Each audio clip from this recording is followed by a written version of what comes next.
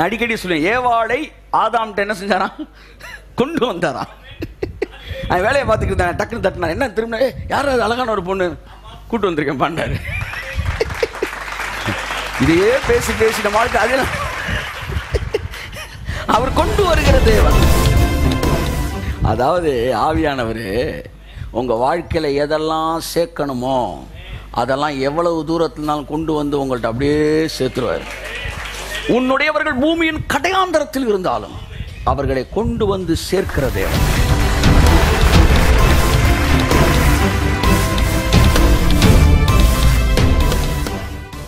சேரட்டும் அப்படின்னு வரான், சேர்ந்துரும்.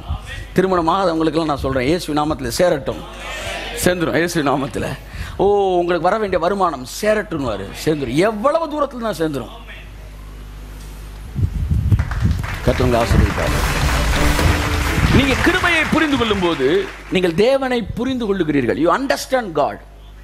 ஆனா ஆவியானவருடைய மினிஸ்ட்ரியை புரிஞ்சுக்கிட்டா யூ வில் எக்ஸ்பீரியன்ஸ் காட். ஹல்லேலூயா.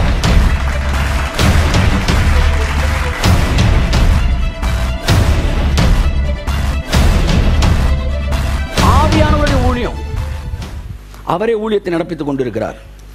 இந்த ஆவியானவர் தான் புதிய ஏற்பாட்டில் கம்ப்ளீட். பழைய ஏற்பாட்டிலையும் அவர் இருந்தார், புதிய ஏற்பாட்டில் இருந்தார். ரெண்டுக்கும் நிறைய வித்தியாசம் இருக்குது.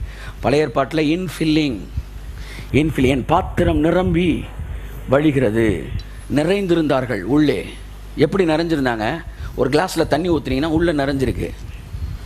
புதிய ஏற்பாட்டில் கிளாஸுக்குள்ளே தண்ணி ஊற்றலை, தண்ணிக்குள்ளே கிளாஸை கொண்டு வந்துட்டாங்க. இப்போ அந்த கிளாஸே தண்ணிக்குள்ளே வந்துருச்சு. அப்புறம் அந்த கிளாஸுக்குள்ளேயும் தண்ணி இருக்குது, அந்த கிளாஸுக்கு வெளியிலையும் தண்ணி இருக்குது. பரிசுத்த ஆவியினாலே உங்களுக்கு ஞான ஸ்நானம் கொடுத்துட்டாரு. இப்போ you are completely controlled by the spirit. Controlled by the spirit. இதை நீங்கள் புரிந்து கொள்ள வேண்டும். இயேசுவின் இரத்தத்தினாலே கழுவப்பட்டு இயேசுவின் பிள்ளையாய் மாறிவிட்டால் என்கிற வார்த்தை கூட தவறானது. அந்த இடத்துக்கு உங்களை கொண்டு வரப்போ ஆவியானவர் வேலை ஆரம்பிச்சிருச்சு. அவரால் தான் நீங்கள் காஸ்பல் மீட்டிங்குள்ளே வரீங்களாம். அப்புறம் அந்த வார்த்தையினால நீங்கள் ரட்சிக்கப்படும் போது அவர் தான் அந்த வார்த்தையின் மூலம் உங்களை சீல் பண்ணுறாரு. ரட்சிப்பே ஆவியானவரால் தான் வருது. அப்போவே ஆவியானவர் வேலை ஆரம்பிச்சிருச்சு. சரி, ரட்சிக்கப்பட்ட பிறகு இம்மீடியட்லி நீங்கள் ஆவியானவருடைய கண்ட்ரோலுக்குள்ளே வரீங்க. ஏதோ உங்கள்கிட்ட இன்றைக்கி கொஞ்சம் நான் பேசி கடன் செல்ல விரும்புகிறேன்னு. அதாவது ஆவியானவருடைய கண்ட்ரோலுக்குள்ளே இருக்கிற வாழ்க்கை. ஆமென், ஹல்லேலூயா. யாரெல்லாம் கிறிஸ்துவுக்குள்ளே வரானோ அவன்லாம் ஆவியானவரோட கண்ட்ரோலுக்குள்ளே வந்துடுறான். இயேசு கிறிஸ்து வருவதற்கு 4000 வருஷம் ஆச்சு. ஆனால் ஆவியானவர் வர்றது மட்டும் லேட் ஆகவே இல்லை, 50 நாள்லேயே வந்துட்டார். ஏன்னா ரட்சிப்பு வந்துருச்சுன்னா அதுக்கப்புறம் இந்த ஸ்பிரிட் ரூலிங் இமீடியட்டாக உங்களுக்குள்ள என்ன செஞ்சிருது, வந்துடுது. ஏன்னா கண்பானவர்களே, த ஸ்பிரிட் கண்ட்ரோல்டு லைஃப். நீங்கள் கிருபையை புரிந்து கொள்ளும் போது நீங்கள் தேவனை புரிந்து கொள்ளுகிறீர்கள். You understand God. ஆனால் ஆவியானவருடைய மினிஸ்ட்ரியை புரிஞ்சுக்கிட்டா you will experience God. Hallelujah. when you understand grace you will understand God. when you understand the ministry of the spirit you will experience God. நீங்கள் கிருபையை புரிந்து கொண்டா கடவுள் யாருன்னு உங்களுக்கு தெரிஞ்சிடும். சே எவ்வளவு பண்ணியிருக்கிறார். ஆனால் ஆவியானவருடைய ஊழியத்தை புரிஞ்சுக்கிட்டீங்கன்னா கடவுளை நீ உணர ஆரம்பிக்கிறாய். அவர் உனக்காய் வேலை செய்கிறதை அவர் பார்க்கிறாய். ஹல்லேலூயா. ஆமென். அதுக்கப்புறம் உங்கள் வாழ்க்கையில் உங்கள் கண்ட்ரோல் கிடையாது, ஆவியானவர் கண்ட்ரோல். எத்தனை அடிக்கடி சொல்லியிருக்கிறேன். நோவா பேழையை தேவன் செய்யும்போது 50 அடி அகலம், 50 முழம் நீளம், 300 முழம் அகலம், 300 முழம் நீளம், 50 முழம் அகலம், இதெல்லாம் சொன்னார். இந்த ஒவ்வொரு நம்பருக்கும் ஒவ்வொரு அர்த்தம் இருக்குது. என் அன்புக்குரியவர்களே, அதில் இந்த அகலம் 50 முழம், 50 மீன்ஸ் ஹோலி ஸ்பிரிட், பெண்டிகாஸ்டல் 50. அது பல விஷயங்கள் அந்த அளவில் இருக்குது. நான் ஏற்கனவே பேசிட்டேன் அதை. இப்போ நான் ஒன்று சொல்ல விரும்புகிறேன். இந்த நோவா பேழைக்கு என்ன இல்லை, ஏற்கனவே பேசின மாதிரி ஸ்டேரிங்கே கிடையாது. அந்த வாட் இஸ் கட்டர், அந்த சுக்கானே கிடையாது. உலகத்திலே சுக்கானே இல்லாத ஒரு கப்பல் யார் கப்பல்னா நோவா கப்பல் தான். இப்போ நீங்கள் வேகமாக பஸ்ஸுக்குள்ளே ஏறுறீங்க, ஏறின உடனே ஸ்டேரிங்கே இல்லை பஸ்ஸில், எப்படி இருக்கும்? நோவா பேழைக்குள்ள போல நோவா தேடுறாப்ல, எங்கேயா சுக்கானே கிடையாது. எங்கேயா போகுது? எங்க போகணும்னு நீ சூஸ் பண்ண போறது கிடையாது, எங்க போகணும்னு அவர் சூஸ் பண்ணியிருக்காரு. ஹல்லேலூயா. ஓ ஹல்லேலூயா. அந்த காற்று அந்த பேழை அப்படியே நகட்டி கொண்டு போய் அரராத் மலையில உட்கார வச்ச the most holy place. It signifies heaven. பரலோகத்தை குறிக்கிறது. என் அன்புக்குரியவர்களே, நோவா பேழை என்பது இயேசுவை குறிக்கிறது. இயேசுக்குள்ள வந்தான ரட்சிப்பு. வந்ததுக்கு அப்புறம் உங்களை யார் கூட்டிட்டு போறது? ஆவியானவர் உங்களை கூட்டிட்டு போறாரு. எங்க கூட்டிட்டு போறாரு? அரராத்து கூட்டிட்டு போறாரு. கை தட்டி வந்தவருக்கு. ஐயா, ஸ்டேரிங் தேவையில்ல, காத்து தான் ஸ்டேரிங். லெஃப்ட்ல கூட்டு போனா லெஃப்ட்ல காத்தடிக்கும், ரைட்ல கூட்டு போனா ரைட்ல காத்தடிக்கும். நீ இனிமே காத்துல தான் மூவ் ஆகணும். அல்லேலூயா. ஏன்னா உனக்கு ஸ்டேரிங் கிடையாது. ஆமா, நான் டாக்டர் ஆவேனா இன்ஜினியர் ஆவேன்லாம் நம்ம ஸ்டேரிங் கடைசியில் முறிச்சு போட்டாரு. இப்பெல்லாம் ஸ்டேரிங்கே இல்லை நமக்கு. நான் சொல்லிட்டேன், நீங்க என்ன எங்க கொண்டு போங்க. சோ காற்றினால் ஆட்கொள்ளப்படுகிற வாழ்க்கை புதிய ஏற்பாட்டு வாழ்க்கை. நீ ரட்சிக்கப்பட்டு விட்டாயானால் உன்னை எங்கு கொண்டு செல்ல வேண்டுமோ அவரே உன்னை கொண்டு செல்கிறார். உன் வாழ்க்கையிலே கதவுகளை அவரே திறக்கிறார். ஆசீர்வாதங்களை அவரே செய்கிறார். சகலத்தையும் அவரே செய்து முடிக்கிறார். ஆவியானவருக்கு நிறைய வந்து மீனிங்ஸ் இருக்கு. நிறைய வந்து வாட் இஸ் தட், அந்த சிம்பல்ஸ், அடையாளம் என்னன்னா நெருப்பு, நீர், எண்ணெய், மேகம், லைட், இப்படி பல அடையாளங்கள் இருக்கு. ஆவியானவர் நம்முடைய வாழ்க்கையை செய்வார். அவர் 5 minutes ஆவியானவர் என்னெல்லாம் உங்கள் வாழ்க்கையில் செய்கிறார் என்பதை நான் பேசி கடன் செல்ல விரும்புகிறேன். ஆதியாம் 1ஆம் அதிகாரத்தில் கடந்து வாருங்கள். ஆதியாம் 1ஆம் அதிகாரம் கடந்து வாருங்கள்.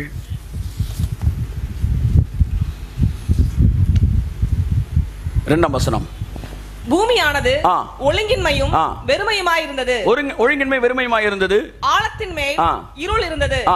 தேவ ஆவியானவர் ஜலத்தின் மேல் அசைவாடி கொண்டிருந்தார். அருமையான தேவனுடைய பிள்ளையை ரட்சிக்கப்பட்ட பின்பு உன்னுடைய வாழ்க்கையில குறைவு இருக்கலாம், இருள் இருக்கலாம், இன்னைக்கு கூட வெறுமை இருக்கலாம். ஆனா ஒண்ணு மறந்துடாத, உன் வாழ்க்கையில் ஆவியானவர் அசைவாடி கொண்டுதான் இருக்கிறார். இன்னும் அசைவாடித்தான் இருக்கிறார். எதற்காக உன் வெறுமையிலே அசைவாடுகிறார் தெரியுமா?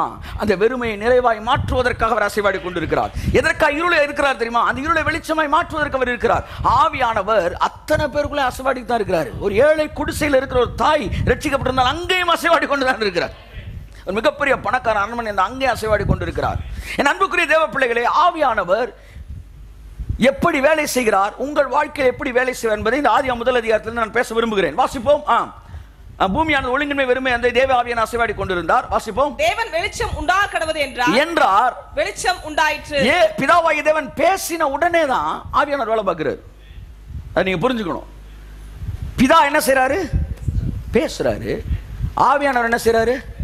அப்ப பிதா பேசின உடனே யார் வரா? வார்த்தை யாரு?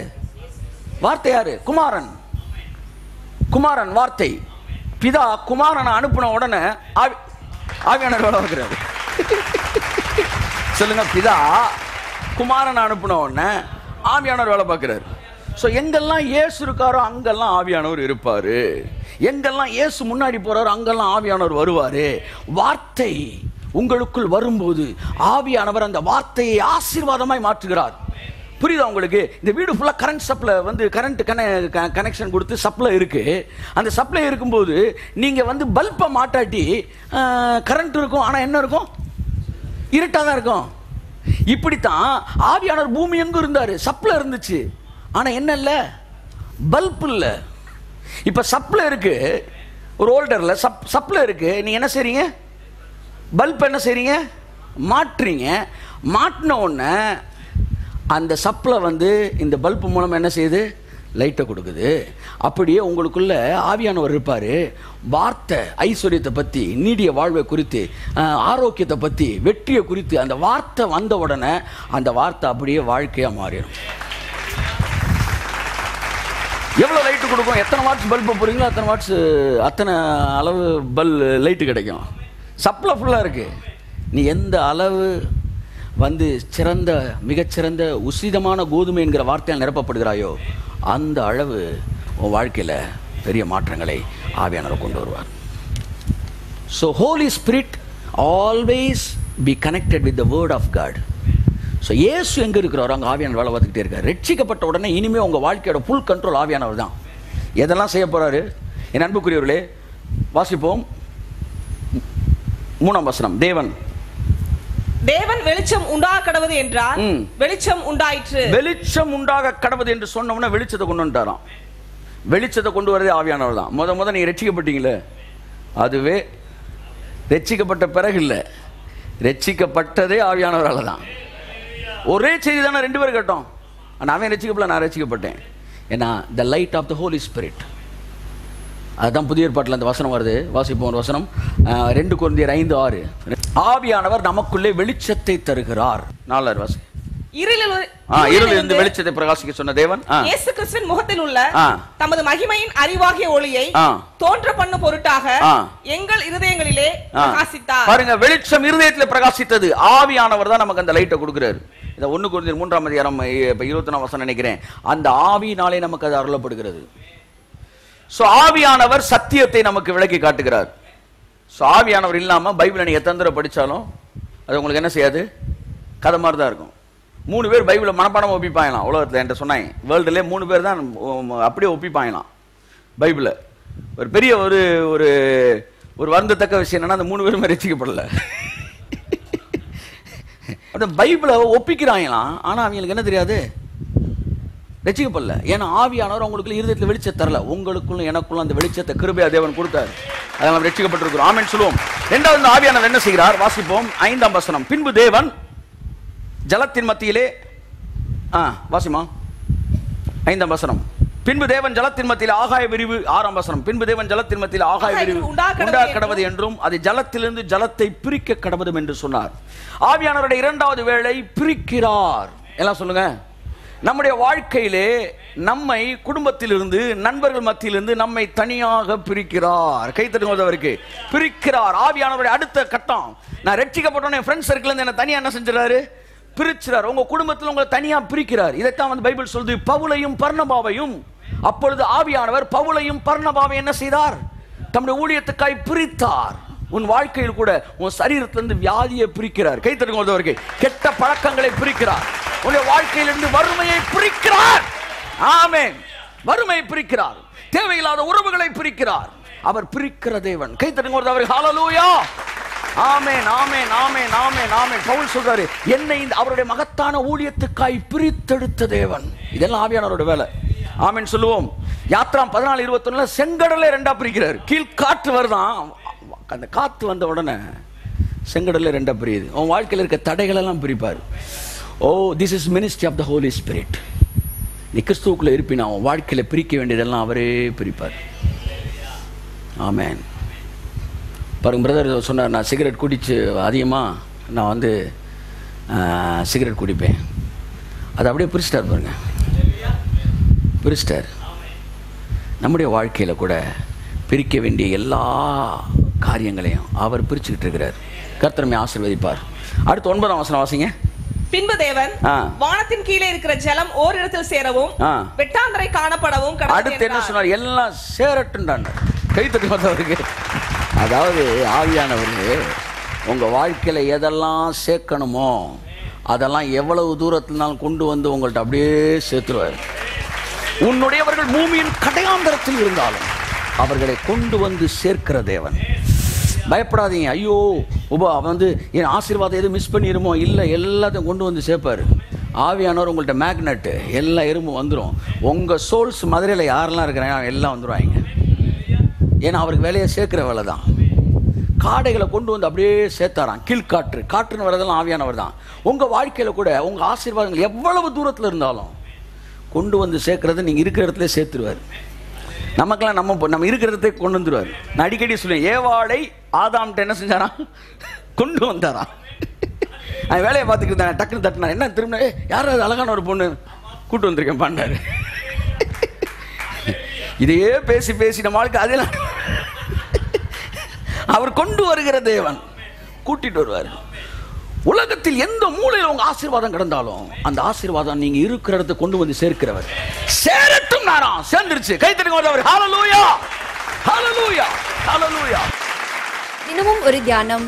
ஃபேஸ்புக்கில் சகோதரர் டி. ஜஸ்டின் அவர்களின் வீடியோவை தினமும் பார்க்க ஜஸ்டின் இந்தியா பேஜை லைக் கொடுக்கவும். 30 நாட்கள் 30 தியானங்கள். சகோதரர் டி. ஜஸ்டின் அவர்களின் ஜென்டில் வாய்ஸ் தமிழ் மாத பத்திரிகை பெற உங்கள் முகவரியை 87 60 60 90 90 மற்றும் 87 60 60 90 20 என்ற எண்களுக்கு SMS செய்யவும். எங்களது முகவரி கர்த்தரின் சேனை சர்வதேச ஊழியங்கள் H37 TNHB காலனி செக்டார் 1 மற்றும் 2 டெலிபோன் எக்ஸ்சேஞ்ச் அருகில் ஆணையூர் மதுரை 17. எங்களுடைய தொலைபேசி எண்கள் 87 60 60 90 20, 87 60 60 90 30, 87 60 60 2000 மற்றும் 87 60 60 3000.